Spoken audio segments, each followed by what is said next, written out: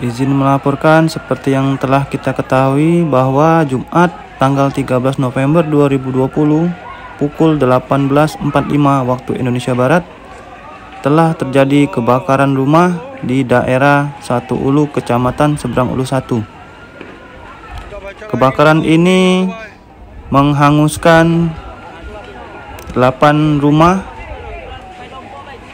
di RT 32 dan RT 19 RW 04 Satu Ulu, Kecamatan Seberang Ulu 1. Akibat kebakaran tersebut, kerugian material sementara 8 buah rumah tersebut beserta isinya habis terbakar dan ditaksir kerugian belum bisa ditaksir. Korban jiwa tidak ada, korban luka ringan pun tidak ada.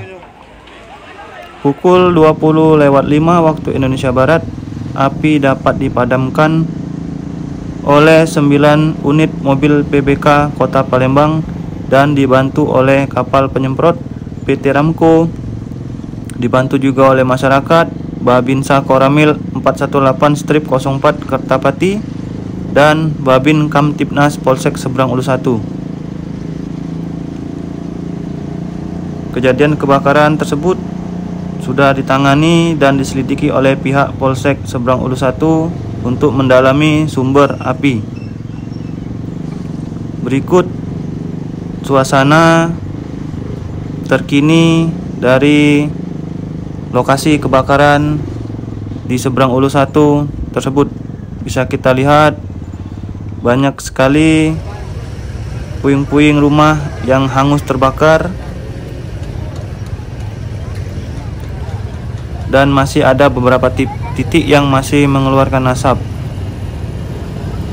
Jika kalian ingin membantu, bisa langsung datang ke lokasi, baik kalian pribadi, komunitas maupun dari perusahaan kalian, bisa langsung datang ke lokasi jika ingin membantu.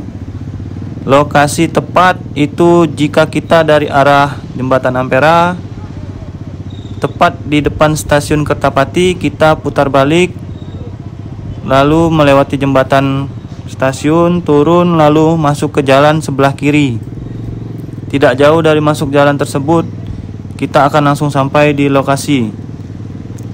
Tepat berada di sebelah lokasi kebakaran itu ada posko untuk kita yang ingin membantu, bisa langsung diserahkan di posko tersebut.